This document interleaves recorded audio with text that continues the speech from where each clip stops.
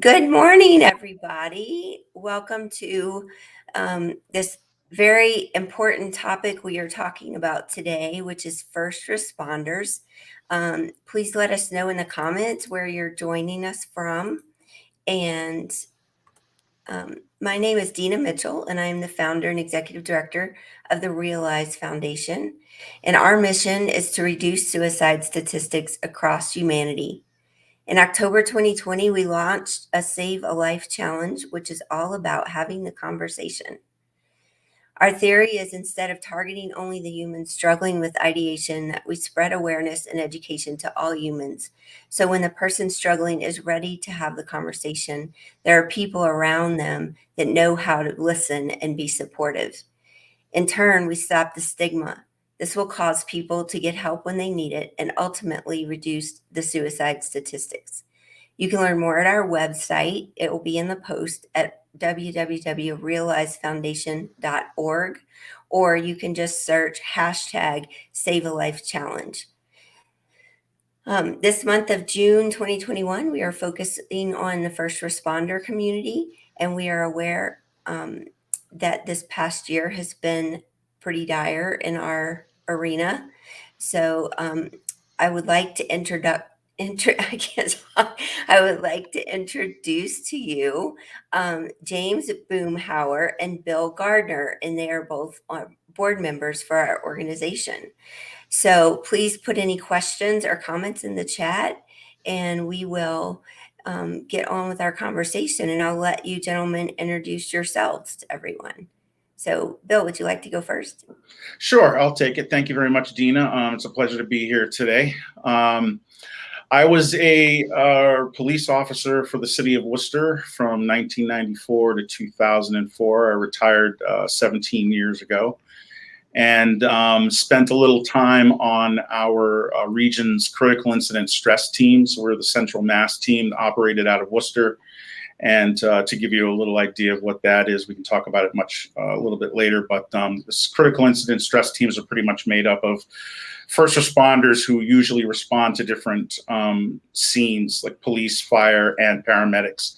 And as anyone can imagine, a lot of people, going to scenes like that over and over again, do start to suffer from it, usually negatively, especially mentally and emotionally. And so these teams get together because they're aware of these patterns and what can happen. And we actually get groups together after they've responded to a major tragic incident. So that's how I got a lot of my experience actually working in the realm of suicide and suicide prevention. And how about you, James? Good morning, everyone. I'm James Boomhower. I have a resume similar to Bill's. I have been a paramedic throughout New England throughout the past 15 years. I created a peer support team within a helicopter agency known as Boston Medflight here in Boston, Massachusetts. I also help work with a national peer support team for helicopter EMS and critical care transport professionals known as the Echo Fast team. I'm part of the Rhode Island State Peer Support Team, and I'm also a crisis counselor with the Crisis Text Line.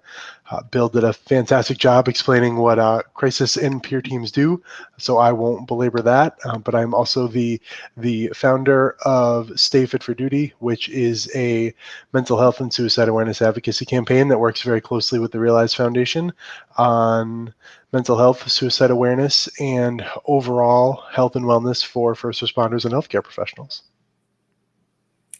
Thank you so much, gentlemen. I would like to just have you start the conversation, James, with something we talked about before we got on here. So I'll let you start with that, and you guys take it away.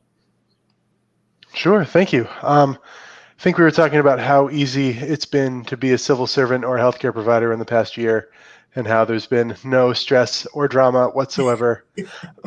And looking at the past 16, 18 months of our lives and the stress that we've put on everyone, and how that stress just personifies and escalates when you're in the civil service community, when you're in fire, EMS, police, and the unique not only challenges that we've had within our job, but the complications of losing a lot of our coping mechanisms, especially early on in the pandemic. We weren't allowed to see one another. We weren't allowed to talk to one another. Typical meeting places that Bill and I might utilize for either formal or informal debriefs or diffusings were taken away from us, and how that amalgamation of work stress and inability to diffuse or decompress as you normally would, how that really does really pile on and create a tremendous amount of mental health stress and cumulative stress for our first responders and healthcare providers.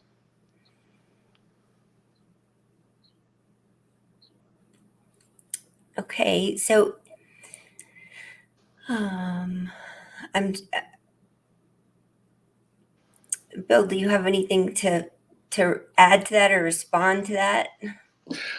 Let me see. What can I add? I guess, well, something that's running through my head is that, at the end of the day, and I think this is a big part of why so many of us struggle, especially males in services like this, is that there's a machismo and there's a macho-ness that seems to always be present in men. Men have not always been allowed to show emotion. They haven't been allowed to show fear. And I think that does us a disservice, because then you feel you have to be strong all the time and nothing's going to affect me. And unfortunately, unless you're dead, you really can not be affected by the majority of the things that you get exposed to in the police and fire and medical services. It's just not possible. So, to reach out and actually ask someone for help is not a bad thing. And that's why some of the organizations that James and I belong to are so important. And unfortunately, are reactionary. We'd like to make this maybe a little more preventative. And maybe that's something that comes out of our work together in Realize Foundation, is that we need to be having conversations and doing things where people feel comfortable to talk and deflate and debrief after an incident, and not hold up that mask and that facade that you have to be tough. When you respond to a multi-fatality, and it involves people in general, but it involves young children, that takes a toll. There are so many stories of first responders who come home, and the very first thing they do, most of these accidents tend to happen at night. A lot of these accidents tend to happen at night. And a lot of these first responders will come home and go right to their kids' rooms and just look and sit and watch, because they just came from a scene where kids their own age had their lives taken. And so, to know that you're going to be affected by that simple act right there should tell you that, what, I was affected by the scene. And it's not a bad thing to need to reach out and ask for help, and maybe, talk with other people who have experienced something similar to it, and realize that you're not alone, and that these feelings aren't normal, and that we need to take steps to kind of get that stuff, to go away, so that you can come back and do your job at 100% the next time. Yeah, Bill's absolutely right. I've been nodding my head the whole time. We're in a tough spot because we do have a ton of reactionary measures in place. Bill and I geographically aren't too far away from one another, and we both have robust peer support and critical incident systems, and we can utilize all this stuff after the event happens. What we really need to hammer down and focus on is, to echo Bill's point, it's not whether or not you will be affected by what you do every day, it's when you'll be affected by it and how you'll manage it. And to not only continue robust reactionary platforms, but to really change the focus at the academy level, at the introductory training level, and say, this is what you will experience. These are some of the ways you can be affected. Here's how we are going to teach you to build that resiliency, recovery, and strength alongside letting you know that if you need help with that, A, it's completely normal, and B, here are the resources that are available to you. Um, Bill could not have said it better when he talks about, the machismo and bravado within civil service and healthcare. I will agree with him that I think that is on the slightly gender biased scale of a much more male problem, but I do think it's systemic regardless of gender once you join the profession, right? Paramedics can't ask for help. We're the paramedics. We're the people that other aspects of civil service call when they need help. The police can't call for help because they're the police. They're the helpers. And this entire idea of because I'm the helper, I can't need help. We see how deleterious that becomes when somebody who needed just a little bit of support 5 years ago is now in a catastrophic crisis because it's built and built and built and built. So as we can reframe that and change the idea that helpers don't need help and how important it is to keep yourself mentally and spiritually strong and well, no different than we keep ourselves physically strong and able to do and meet the physical demands of our job every day. Yep. No, I think you hit the nail on the head, James. And I think one thing that you mentioned really rings out to me is that, and I don't think this happens a lot, and certainly not enough, is that in the academies, in our training facilities, this does not go on. It was 4 or 5 years, I think, before I even knew what a critical incident stress team was. And the only reason I knew that it existed was because I had to reach out for help myself with one of our stress officers and found out that it actually existed. And then I became a part of it immediately. And I think back to my days in the academy, the 20 or so weeks that we were in the academy and all the things that we learned, that was not one of them. So they're doing us a disservice, I think, when they don't, from the top, from the upper echelon, don't pay attention and say that this is a problem. And we don't get that kind of training and education while we're in the academy. So definitely that's something that I think I'm already thinking, James, how we can get together and create some programming on, getting the Criminal Justice Training Council and other similar organizations to start making this an actual component of academy trainings for police, fire, and the medical services. Absolutely. And we see glimmers of it in certain parts of the world. Rhode Island, for example, the Rhode Island Fire Academy has the Rhode Island Critical Incident team take a day of their training and talk about resilience and recovery and all these things. It doesn't need to be, now I'm kind of speaking to like the administrators, right? The people that are trying to put 10 pounds of curriculum in a 5-pound course. It doesn't need to be 6 weeks. If anything, I think that would be an overshoot, right? But if we can have an hour, if we can have 4 hours, if we can have a day, just to come in and talk about this. And I think people forget how important the simple act of letting that happen is. When a lieutenant or a captain or someone in leadership role, regardless of civil service profession, allows a peer supporter to come into a place to help, that is subconsciously telling everyone beneath him, his subordinates, that that's okay. When I had a good friend of mine in another state who had a really traumatic EMS call and not only reached out to me, but made a pretty good show of reaching out to someone and then went home for the day. And he was initially really frustrated because he went home for the day and, there's still people to take care of. And we all know that, that this machine can move without us if we need it to. But in the moment, we feel like we're the integral link of this really complex procedure. What I reminded him is what he did as a 20-year veteran of his department is he told everyone beneath him that it's perfectly okay to be affected, where to go for help, and that it's okay to take a day off, right? And I don't mean don't show up to work for 2 weeks, but know that your mental health can be protected in some really simple ways.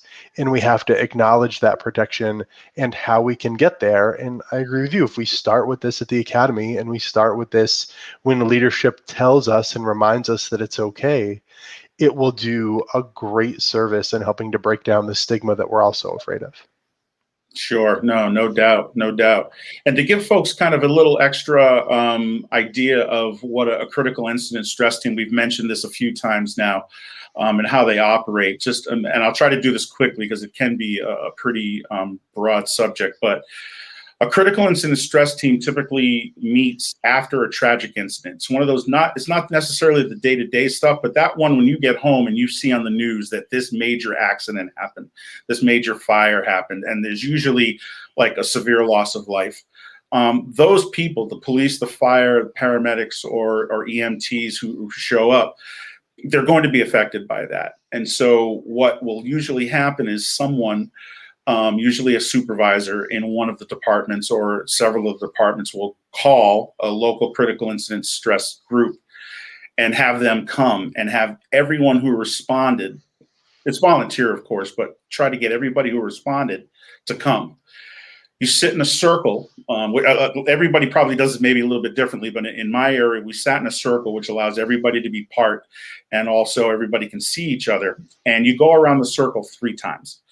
So the very first time, what they try to do is have everybody describe everything that they remember from the time they heard the call to the time they arrived at the call, which kind of sets the scene. And everybody remembers when they heard that tone, when they heard that mic crackle and they got assigned and they go.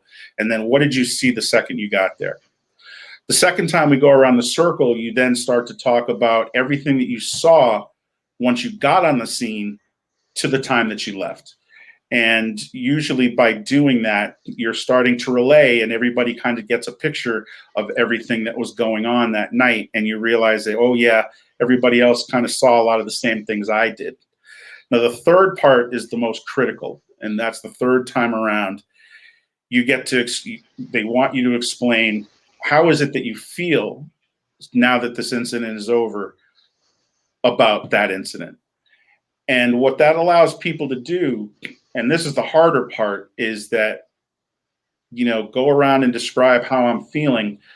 A lot of times, like we've already said, people are a little bit reluctant to talk about that. But as soon as one person starts to talk and maybe even eases or toes into it and says, well, you know what? I went home that night and I had a 6-pack. I went home that night and I went into my kid's room. I went home that night and I got into an argument with my spouse. Those things are the results of what they just saw. And now that you've explained maybe what you experienced, that person across the circle who maybe was, nah, I'm not saying a thing. Here's one person, 2 persons, maybe 3 persons start to admit similar things that they're feeling. And now they, well, you know what? I guess, if that can happen to Tom or Sarah, maybe if they're admitting it, I can admit it too. And now hopefully everyone now around the circle, it doesn't always happen, but everyone will hopefully express a little bit of what they're feeling. And by doing that now, I forgot a very important group, actually. I apologize. Not only police, fire, and medical, but you also have therapists on board. That's probably one of the most important parts of the team. And what the therapists are doing, especially around this third part around, is now watching and listening for any cues that someone is maybe handling this okay or very not okay. And those are the people that they definitely try to grab hold of at that event and try to get them some very specific targeted care at that moment. And other folks are, pretty much, let to know that they're always available and that this kind of event is available. And if they ever want to talk, they can. So just to give you an idea of how critical incident stress teams work and emergency management services and that kind of thing, and how important it is that kind of work does happen after an event. But like James and I have both said, if we can now figure out a way to bring something like that up front to all the agencies that are out there, it would do us all a whole lot better down the road in dealing with these situations before they get too out of hand. Absolutely. In hearing Bill do a really good walkthrough of what we call a critical incident stress debriefing, it's really important for everyone listening to this, especially if you are in healthcare or a first responder, and you roll your eyes and say, yeah, I've done that before and I didn't like it, or it wasn't great, or any of the negativity that both Bill and I can get when we broach this topic. It's so important to remember that this branch of this profession, this idea of what we know is critical incident stress management, and that one component that Bill talked about of the debriefing, is evolving and changing just like everything else in medicine and healthcare. So if you've done this in the past and you didn't like it, you had a negative experience, you thought it wasn't helpful, know that it's evolving. And I don't say that because I want to force you into that seat if you need to be there. When Bill talks about the therapists and the social workers that are there, a vast majority of the time, those individuals are specially trained, just like the peer supporters that you're sitting with, to talk with you in this moment. And I hear it all the time in the number of teams that I'm part of and the work that I do. Oh, I've done this 10 years ago and I didn't like it. Well, we don't perform this the same way we did 10 years ago. And it's evolved and it's grown and it's specialized. And there are people like Bill, myself, and the therapists and psychologists that trained us to really work to make this as effective a procedure as possible. But also, please know that that is one very small component of a very large umbrella term known as critical incident stress management. And please don't think of Bill and myself as synonymous with sitting in that circle. If that's a negative experience for you, if you've done that in the past, know that there are a number of different services, assistance, and help that each individual team with their own nuances can offer. But please don't hesitate to reach out to us before you think you need this big, very complicated procedure that teams can do very, very well, because there are a number of different facets and support that we can offer. And I personally feel that we're often underutilized in all of the other ways that we can offer assistance, and uniquely kind of pigeonholed into this whole, they're the team we call for the CISD, rather than all of the other ways that, like, we keep circling on as we talk about this, even in the reactionary phase, and the ways that we can be more helpful in the immediacy to help encourage that healing. We call this psychological first aid for a reason. It's no different than medical first aid. The sooner that we can provide care, the better, right? When someone doesn't feel well, the sooner they go to the doctor, the better they become overall, rather than waiting and waiting and waiting, and then having to try to resuscitate some emergency that's been going on for quite some time. So please know that with any of these teams, and Bill and I are obviously endorsing our respective teams and the groups that connect there, but please don't hesitate to reach out to those teams, ask those questions, contact your CISM or your CISD team and say, what else can we do? What else could we do? Are there wellness days? Are there days you could come in when there is no crisis and talk about how this works? Don't be afraid to utilize these teams, because these teams are truly people who are devoting time to be there for you in crisis. And the more information and the more awareness that we can give you in this moment, or again, in a perfect world, even before this moment occurs, the better. Yeah, no, most definitely. And something that pops into my head, and I believe Deana mentioned it earlier, is the stigma. And James just reminded me of it in a way, is that, if you cut yourself on a job, if you sliced your hand on a piece of broken glass, if you got tossed down a flight of stairs trying to arrest somebody, or you're trying to carry a stretcher and this weight just gives way and you fall, and you break something, you're immediately treated for that, or you usually immediately get some treatment for that, whether it be a Band-Aid, a Bandage, something, you take care of it. This is as important as that. You would not go to a scene and not take care of it, because at the end of the day, you're going to feel something eventually. It's just the nature of the beast. There's just too much factual, research and studies that have been done to show that, it's not, like James said earlier, it's not a matter of if, but when. So when you do start to feel, these chinks in your armor, and I just don't understand why I'm feeling this way, and I'm angry, or I'm sad, or I'm, heaven forbid, suicidal, that you got to get that Band-Aid. You've got to get that tourniquet. You've got to get that surgery, whatever, that equivalent to it in the mental health, you need to get that. And it's so very important. We don't want to see people not get the care that they need for those injuries when they would go and immediately take care of another physical injury. I always love metaphors about physical injuries, because the other part of what Bill said is, if you're in the middle of fighting with an assailant or treating a patient and you have a physical injury, and Bill comes to me with a sliced open hand that's pouring out blood, I don't judge him for needing a Band-Aid. I don't mock him for needing to go to the hospital. We just instantaneously provide care. It's infinitely easier because it's tangible. You can see it. His blood is on my hands, right? It's so much easier to physically see with our eyes. But I am excited for the day when we get to the same place of, well, of course, James took the rest of the day off. That call was tremendously challenging. No different than Bill's not going back to work because he has 10 stitches in his hand. So he needs to take time for that to heal. Deana did want us to talk a little bit about suicidology. And one thing that Bill pointed out that I really wanted to emphasize in the prevention and awareness component, something that I cannot say enough. As first responders, police, fire, and EMS, we are phenomenal reads at humans. We are great at picking out something from 100 feet away, about getting a vibe about someone or something, who's safe, who isn't, who can I trust, who can I trust. We have tremendous intuition that we've grown over years and years of interacting with the public. If you have a concern that someone is a threat to themselves, ask them. There's a terrible, terrible rumor in kind of the suicide awareness world that if I ask someone if they're feeling suicidal, I ask someone if they want to harm themselves, that in some way, shape, or form like plants the seed. Like, well, I wasn't suicidal, but since you asked me that question, now I am going to act on that. And I completely understand people's aversion to asking the question with that in the back of their ear. What I'm going to tell you here is that is not true. That is absolutely factually incorrect. Asking someone if they feel as though they want to harm themselves or they feel as though they want to kill themselves does not in any way, shape, or form increase their otherwise likelihood of doing it.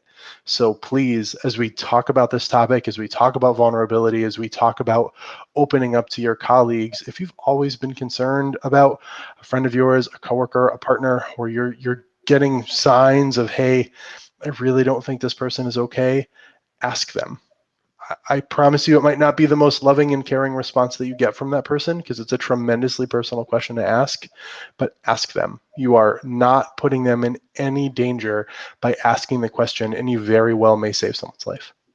Yeah, most definitely. And to attach to that, I would say that, you don't have to have any very special training to ask that question, except for maybe these two things. And it would be what I would say to that person.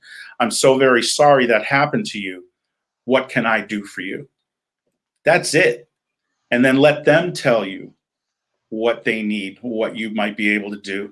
And from that conversation, maybe and hopefully there is something that literally you can do. And it could be as simple as, hey, let's just go out and have a cup of coffee. Or, hey, you know what, I really could use to go talk to somebody right now. Or, something along those lines. And that's all you need to be able to do. If you can then go and act on those things and help that person get help, that's all you really need to do at a minimum. Yeah, Bill's absolutely right. Bill and I can attest to the hundreds of hours of training in these topics that you can take, and certificates out the wazoo, and specialty certifications and licensures and all of this. But none of that is required to make sure that someone is okay. None of that is required to sit with someone who just told you that they're thinking of harming or killing themselves, and staying with them until someone like Bill, myself, or a professional crisis counselor can come with you and then help with further steps from there. Acknowledgement and asking the question is tremendously, tremendously valuable and often underutilized. I just wanted to jump in and ask a question, you guys, because this is such a great conversation, and I'm so thankful for both of your experience, and you're willing to share all of this today. But what I was going to ask is, in the realm of having the conversation and actually starting the conversation, I'm not a first responder, But a lot of times when I'm talking to people that I think might have some ideation or something, sometimes if I talk about myself and how I'm feeling, it helps bring out what they're feeling, because then they feel more comfortable. And maybe you still need to ask them the question, but it might help, like, maybe you just got done with that, that amazing circle thing you described, Bill, because I think that's so important. But maybe you're walking away from that with someone who you're worried about, and you're like, man, that was really tough, or however you're feeling about it, maybe will help them open up. And if not, you can still ask the question, but then it's maybe like easing into it a little bit, where they're not feeling so alone. I don't know. That's just my takeaway, but I don't know if that resonates with people in your realm.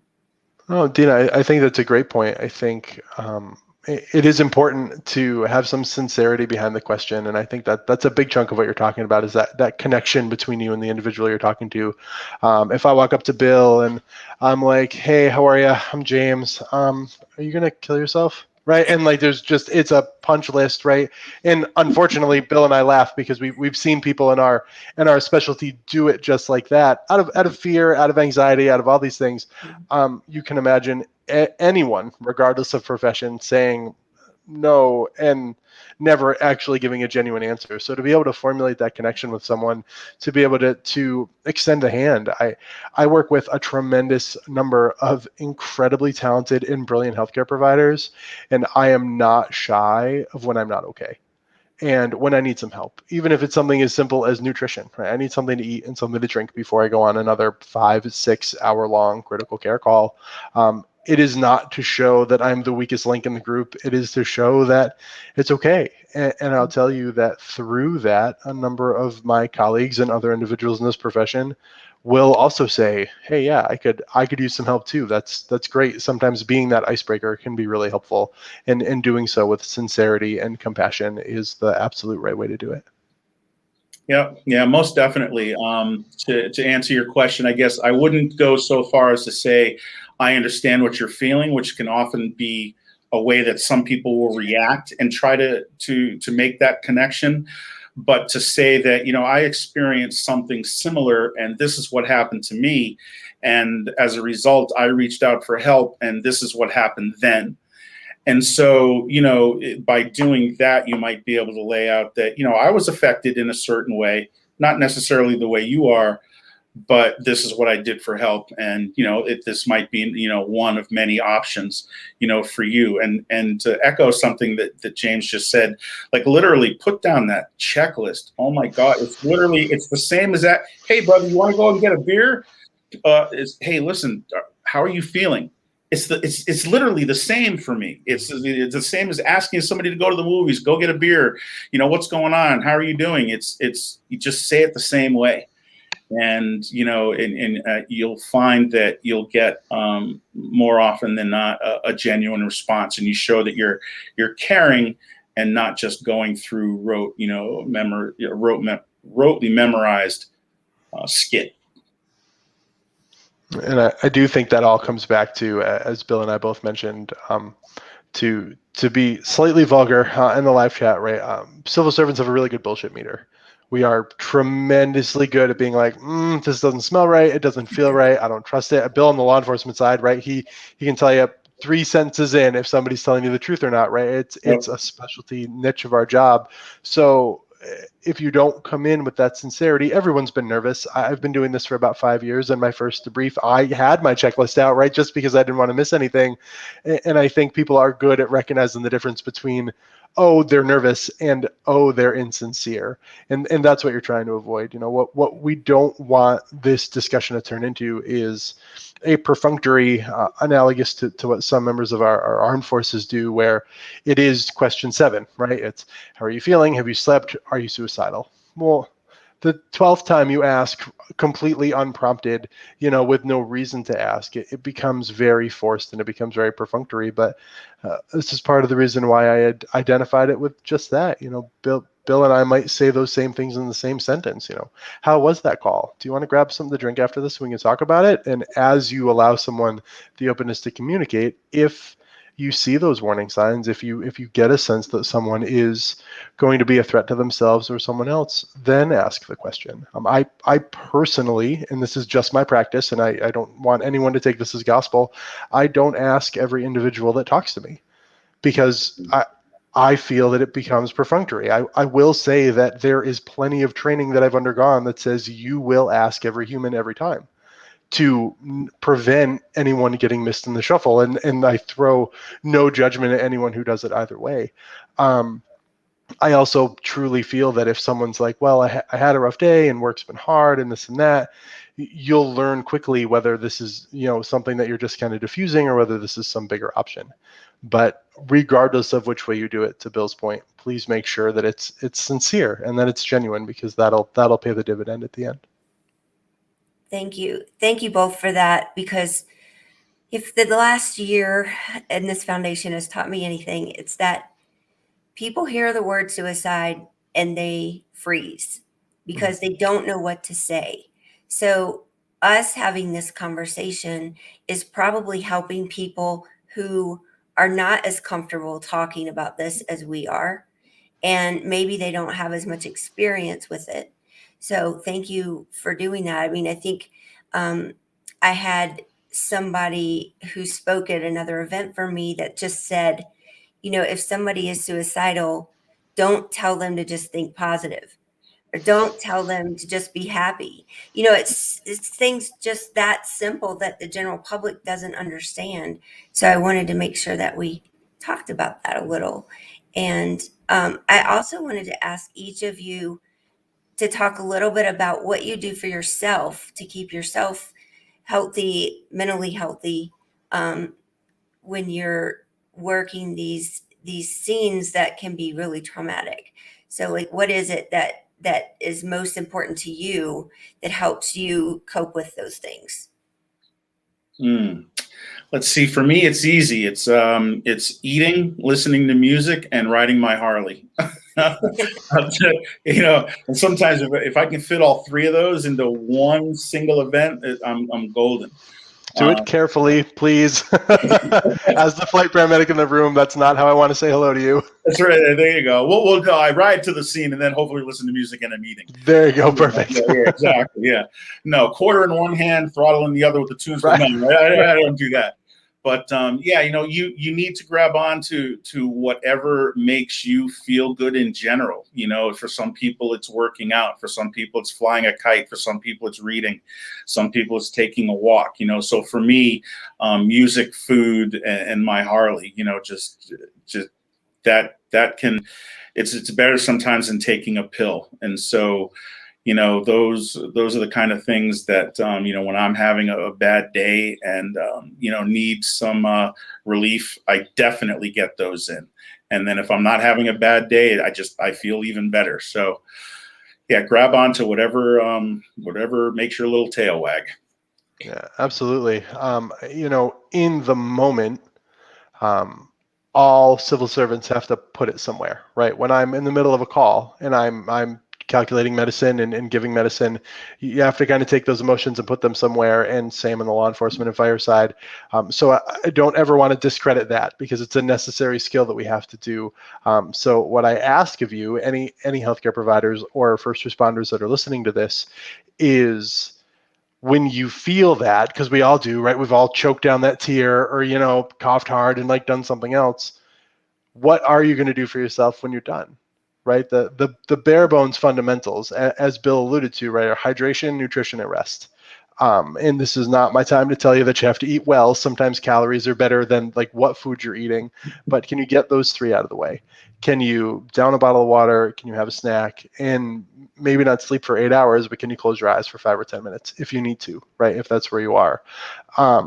If you don't know, if you're listening to this and you're like, oh, Bill's got such a great plan, and it sounds like Boomer's got some stuff that he does, I don't know what I do. I want you to take some time and think about it. I loved it. What makes your tail wag, right? What helps soothe you, and then work with your team, your family, your partners to make that happen. I'm a huge advocate personally for a relationship safe word. And my partner, who I'm blessed, is in flight medicine with me. So that makes kind of the analogies much easier. But She knows when I've had a bad call because I tell her, right? And then that is her cue as my partner to kind of help box out the day, right? Like maybe it's not my day to take out the trash, or maybe we won't have a big long talking to if I didn't get the dishes done, because she knows that already, right? She's going to come in with that grace and that understanding. Starting that communication with your team and your partner is invaluable, because it saves you the stress of having to create this plan under stress. You know, the one thing that we all know really well is the more stressed we are, the less intelligent we become. Cognition falls as soon as our stress load gets high. So while things are good, can you think about what Bill does, what James does, what we do to keep ourselves whole during a really stressful event? And can you make sure that people in your team know that so that they can utilize that? Because we all know that you have to do the job, right? In the moment in time, you have to do the job. You have to fight the fire. You have to treat the patient. You have to, in the law enforcement side, right, take care of the individual and keep yourself safe in the process. So how can you enact that wellness plan once you're safe, right, and can do so? Thank you. That was very well said, James. I would like to add something about partners and communication, because it's a key thing in my story, and I think it might help somebody. Is that, I hid my issues, and people can read about that elsewhere, but I hid everything for over 2 decades about how I was feeling, and even a suicide attempt. So it once I finally talked to my husband about it, he said, "I've never seen you be depressed. I've never seen you be anxious." And I'm like, "I know, because I hid it from you. I hid it from the world, and I hid it from myself sometimes." But I can tell you, as hard as it was for me to have that conversation and talk about it, it has changed everything. And my husband is really supportive, but I have to tell him how to be supportive, because he doesn't know. So I think that's important. That's an important point for people that are trying to talk to a spouse that is not involved in what they're doing day to day, and they don't maybe understand as much. So we need to explain to them so they know how to support us. And one of the general things I say all the time is, when you're having a good day, explain to the people around you what a bad day looks like and how they can support you. And so then when you come home and having that bad day, you don't have to explain it. They already know. And so I think that's, hopefully that's helpful, and definitely helped me. Although I'm not a first responder, I know I've said that a couple times, but I don't want anyone to think that I have walked in your shoes, because I have not. Um, and I'll just ask if you guys have any last words for our audience, or takeaways. Just based on what the two of you just said, I think this is very important for general communication. But for folks who are somehow involved with somebody in emergency medical services, or first responding, is that when you walk into the house or walk into the apartment or whatever, and you see those dishes haven't been done, or you see the trash hasn't been taken out, if that's something that normally gets done all the time, like clockwork, first of all, pause for a second and say, well, I wonder if there's something going on, because I maybe don't want to react negatively about that, because now you're maybe sending somebody, further down the rabbit hole. But also just use that as a time to step back and say, hey, what's going on? We all know how we can be when we have our list of things that we know we want to get done or have done. When we get home and they're not done, how you can sometimes go off. And maybe when this usually has happened, it usually has been done, and all of a sudden isn't, and there may be a couple of things in a row that haven't been done. That might be the time to say, you know what? Let me see if there's something going on that maybe isn't clearly obvious to me, and see if that person needs help. And maybe they don't. Maybe they just, something got in the way and took, their attention away. And so, oh yeah, I'll get to those dishes now. But there may also be something going on. So look into that. That's a really That's good great. point. Sorry, go ahead, James. No, all I was doing was echoing that was a great point. I've Yeah. had many an awesome relationship die on the back of poor communication. And I mean, I think we all have, right? I'm the youngest in the group here by a couple of years, so I'm not going to wax philosophic about my relationship advice, but I can certainly tell you how wrong I've done it in the past. And most of that being because I felt as though I had to carry this huge shield of, I am the first responder, I'm the paramedic, I'm the flight medic, I am all of these things to other people, so I can't need anything. And the downstream effects that has caused in every way, shape, or form. I think my only tidbit before we sign off is essentially how I sign off a lot of these. Please remember that it's okay to not be okay. You're not weak. You're not incompetent. You're not a bad healthcare provider or civil servant. It is merely your body's reaction to an event that happened to you. It does not mean that something is wrong with you. And recognition of that and some grace to that, as Bill alluded, allowing yourself the space to be a little off today and ask for some help can be not only life-changing, but life-saving. Thank you, James and Bill.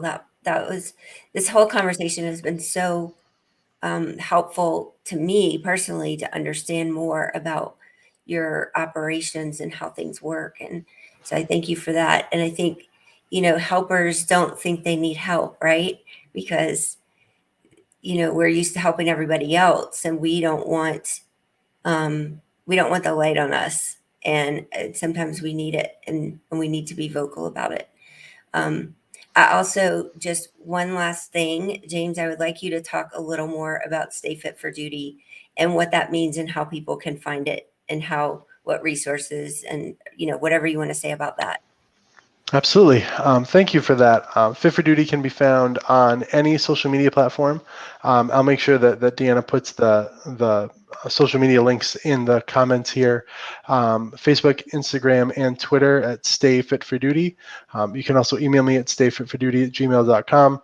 Myself and my team offers a bunch of resource allocation. We also offer a bunch of overall wellness and mental wellness tips. And while we certainly don't formalize that we offer debriefing, if anyone is in need of any assistance, don't ever hesitate to reach out to us.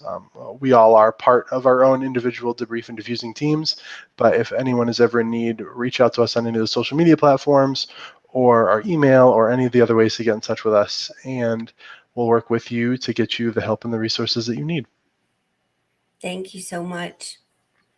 I just want to say that, we all have been in this craziness for the last 14, 15 months. And not that the world wasn't crazy before, but I know that the past year and a half or so has been really tough. And so I just want to remind everybody, please reach out to those close to you, whether it's your family or your team, and have the conversation. It's not an easy conversation to bring up, but it is so important.